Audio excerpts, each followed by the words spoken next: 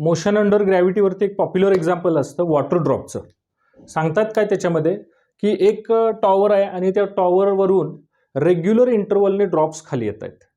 Regular इंटरवलने म्हणजे काय, तर फर्स्ट ड्रॉप नंतर सपोज एका सेकंदाने दुसरा ड्रॉप येतोय, सेकंड ड्रॉप नंतर एका सेकंदाने तिसरा ड्रॉप येतोय, तिसऱ्या ड्रॉप नंतर एका सेकंदाने चौथा ड्रॉप येतोय. म्हणजे प्रत्येक ड्रॉपच्या मधला जो टाइम इंटरवल असतो तो एक एक एक एक सेकंदाचा आहे, असं मी एक एक्झाम्पल म्हणून तुम्हाला सांगितलेलं आहे. आता ह्या एक्झाम्पलमध्ये मोस्ट ऑफ द एक्झाम्पल्समध्ये जो एक एक सेकंदाचा इंटरवल मी तुम्हाला बोललो तसं एक एक सेकंदाचा इंटरवल देत नाहीत, फक्त सांगतात की रेग्युलर इंटरवल ऑफ टाइम नंतर ड्रॉप्स खाली येत आहेत. बरोबर. मग त्या टाईपचं एक्झाम्पल जे आहे ते एकदम सिम्पल ट्रिकने कसं सोडवायचं आहे. आता हे एक्झाम्पल दिलेलं आहे मी तुम्हाला. Water drops are falling in regular interval of time from the top of tower, की ज्याची हाईट जी आहे ती 9 मीटर आहे. आणि सांगतंय काय बघा, फोर्थ ड्रॉप जो आहे तो बिगिन्स टू फॉल आहे. बिगिन्स टू फॉल म्हणजे बाहेर पडायला सुरू होतोय कधी, जेव्हा फर्स्ट ड्रॉप जो आहे तो ग्राउंडवरती पोहोचतोय. लक्षात आलं. म्हणजे ह्या पिक्चरमध्ये, ह्या फिनॉमिनॉनमध्ये फक्त 4च ड्रॉप आहेत. पहिला ड्रॉप जमिनीवर पडतोय तेव्हा फोर्थ ड्रॉप जो आहे तो सुरू होतोय. बरोबर. मग ह्या टाईपचं एक्झाम्पल आपण काय करायचं, सपोज मी एक टॉवर घेतोय, या टॉवरची जी हाईट आहे ती किती दिलेली आहे बघा, height of the tower is equal to 9 metre दिलेली आहे. बरोबर, 9 मीटर दिलेली आहे.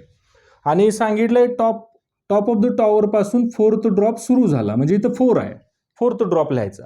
आणि त्याच वेळी काय झालं, त्याच इन्स्टंटला फर्स्ट ड्रॉप जो आहे तो ग्राउंडवरती पोहोचलेला आहे, म्हणजे इथं 1 लिहायचं. बरोबर. जो फर्स्ट ड्रॉप ग्राउंडवरती पोहोचला आणि फोर्थ ड्रॉप जो आहे तो जस्ट बिगिन्स टू फॉल आहे. मग ह्या सिच्युएशनमध्ये 4 वर लिहायचं, 1 खाली लिहायचा, आणि राहिलेले जे नंबर आहेत 1 आणि 4च्या मध्ये ते इथं लिहायचं. हा सेकंड ड्रॉप असेल आणि हा थर्ड ड्रॉप असेल. बघा 1 2 3 4, 1 2 3 4, खालून 1 2 3 4 वर लिहिलो. आता विचार काय करायचं, फोर्थ ड्रॉप जो आहे तो जर्नी अजून सुरू केलेली नाही, जस्ट बिगिन्स टू फॉल आहे. म्हणजे ह्याला टाइम किती मिळेल, तर 0 मिळेल.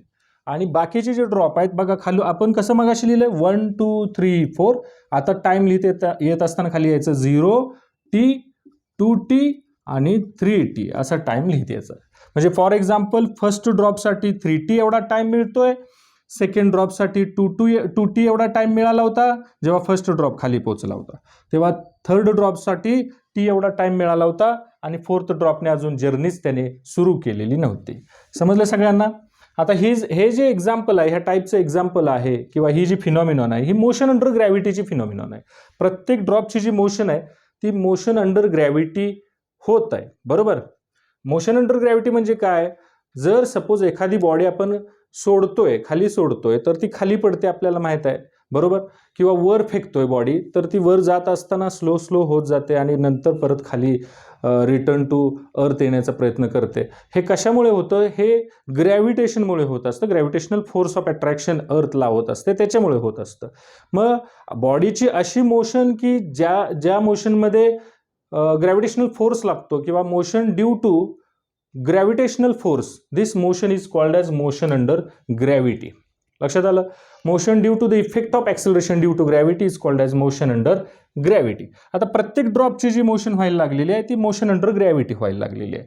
आता फॉर फर्स्ट ड्रॉपसाठी विचारतो, दादा तुमची जर्नी कंप्लीट झालेली आहे, तुम्ही टॉप ऑफ द टॉवर पासून सुरू केला होता, तुम्ही ग्राउंडला पोहोचला, तुम्ही टाइम किती घेतला, तर टाइम किती घेतला, 3t. फॉर फर्स्ट ड्रॉप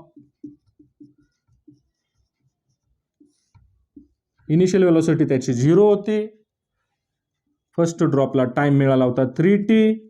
बरोबर. आता इनिशियल वेलोसिटी 0 आहे, टाइम मिळाला 3t. आता तो ग्राउंडवरती पोहोचलाय, म्हणजे डिस्टन्स कव्हर केलेला आहे 9 मीटर. म्हणजे h इज इक्वल टू आपण इक्वेशन वापरणार आहोत ut plus half of gt². हे इक्वेशन वापरतोय.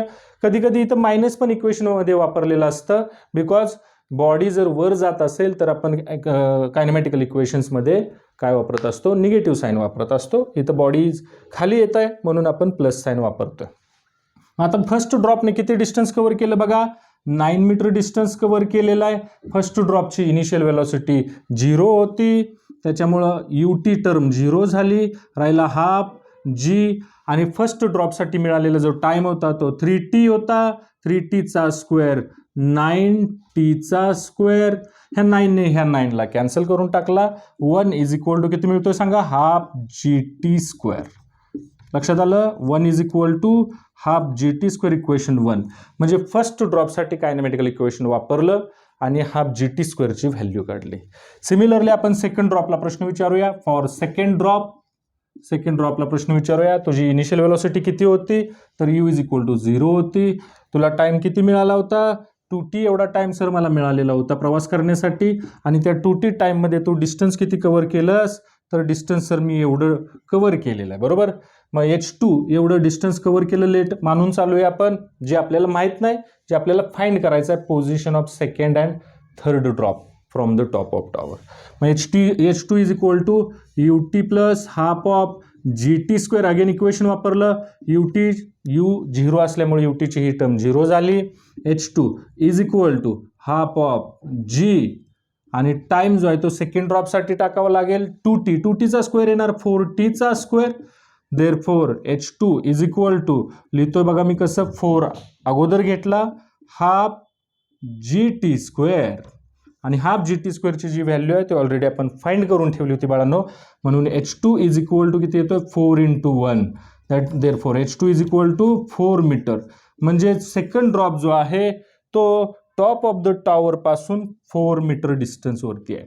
कधी कधी आपल्याला विचारलं जातं की from bottom of the tower काढा, तरी सुद्धा आपल्याला total top height of the tower माहित आहे 9 मीटर, वरून 4 मीटर वरती आहे, मग खालून 5 मीटर वरती असणार. ठीक आहे. फॉर थर्ड ड्रॉपची पोझिशन काढूया. For third drop initial velocity किती आहे थर्ड ड्रॉपसाठी? अगेन 0. थर्ड ड्रॉपला जो मिळालेला टाइम आहे तो t आहे. आता थर्ड ड्रॉपसाठी h3 is equal to ut plus half of GT² हेच इक्वेशन वापरतोय. ut ची व्हॅल्यू 0 झाली, इनिशियल व्हेलॉसिटी 0 असल्यामुळे. मग h3 is equal to half of g. आता टाइम किती मिळाला होता? tच मिळाला होता, half GT². Therefore h3 is equal to किती मिळाला? हाफ GT² ची व्हॅल्यू ऑलरेडी आपण फाइंड केलेली आहे फर्स्ट ड्रॉपच्या वेळी. मग h3 इज इक्वल टू किती झाला? 1 मीटर. म्हणजेच थर्ड ड्रॉप जो आहे तो वरून 1 मीटर वरती आहे. सेकंड ड्रॉप जो आहे तो वरून 4 मीटर वरती आहे. आणि फर्स्ट ड्रॉपने आपली जर्नी जी आहे ती कंप्लीट करून ग्राउंडवरती तो पोहोचलेला आहे. म्हणजे 9 मीटर डिस्टन्स कव्हर करून तो ग्राउंडवरती पोहोचलेला आहे. मग आपल्याला प्रत्येक ड्रॉपचं either from top of tower किंवा bottom of tower distance find करता येतं. आता ह्या टाईपमध्ये तुम्हाला मी एक एक्झाम्पल म्हणून घेतलं की 4 ड्रॉप आहेत. तुम्हाला सांगतात की height of the tower, suppose दुसऱ्या एखाद्या एक्झाम्पलमध्ये मी तुम्हाला फार तर होमवर्कला देतो. हाईट ऑफ द टॉवर आहे 10 मीटर आणि फिफ्थ ड्रॉप जो आहे तो जस्ट बिगिन्स टू फॉल आहे. जेव्हा फर्स्ट ड्रॉप जो आहे तो कुठे पोहोचलेला आहे? ग्राउंडवरती पोहोचलेला आहे. तर मध्ये जे ड्रॉप्स असतील सेकंड, थर्ड आणि फोर्थ, ह्या प्रत्येक ड्रॉपची पोझिशन फ्रॉम द टॉप पण फाइंड करा आणि बॉटम पण फाइंड करा. तुम्ही मला कमेंटमध्ये सांगा. थँक्यू.